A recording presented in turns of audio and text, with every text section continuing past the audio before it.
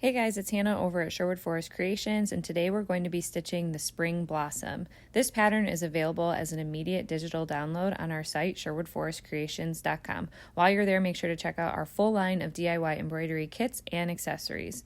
This video is going to jump right into the stitching, so if you're a beginner or if you need help transferring your pattern onto the fabric, make sure you head back to my YouTube channel and see the tutorials on embroidery basics and transferring an embroidery pattern. For this piece, we're going to be using 2 strands throughout the entire time, and I suggest using a size 5 embroidery needle. Let's get started. We're going to be starting with the flowers, and you're going to come up in the center of the middle petal, and you're going to make a straight stitch down to where the 2 outer petals meet.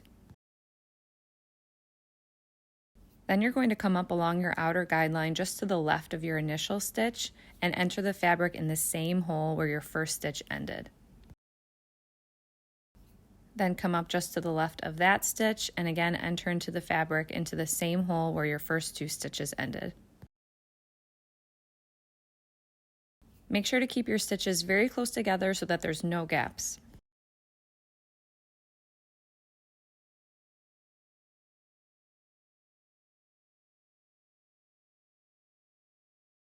Repeat this on the other side.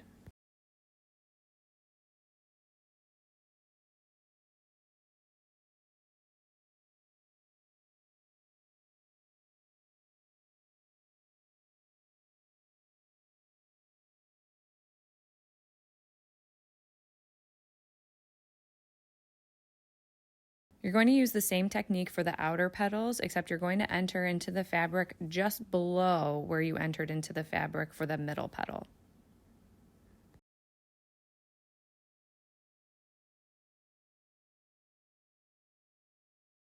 If you're only stitching on one layer of a lighter color fabric, make sure you tie off in between each of your blossoms so that you don't see the shadow of running threads from the front of the fabric.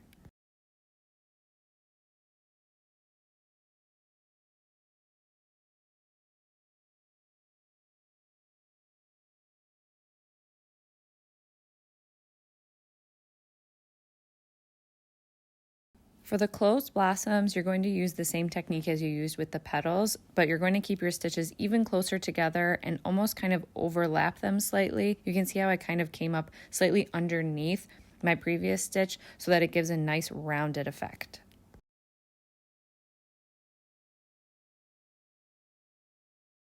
Repeat this technique with all of the blossoms before moving on.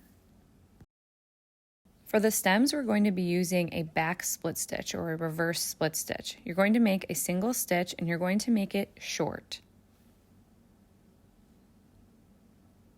Pull all the way through, and then you're going to advance forward underneath the fabric the same distance as your first stitch. Then you're going to split your previous stitch in half lengthwise and pull all the way through. Now again, you'll advance forward underneath the fabric about the same distance, and then you'll split that last stitch in half lengthwise.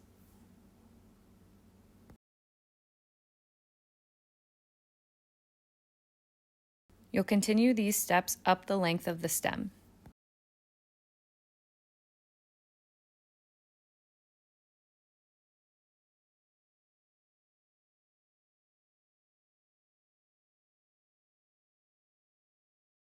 As you go along the curve, use the tip of your needle to pull your previous stitch into place before pinning it into the fabric. This will help keep a nice natural curve.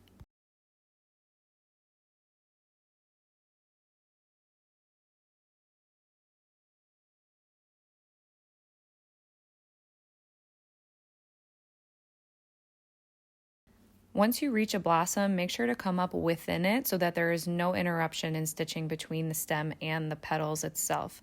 Then you're going to make single stitches along the outer edges of those outer petals to cup the flower.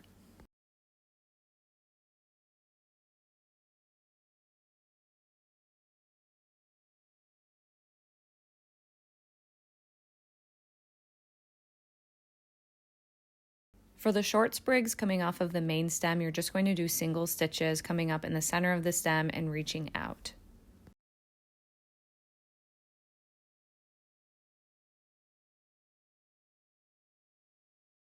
If you're trying to avoid running threads, don't just come up at the next sprig because that will create a shadow that you can see from the front.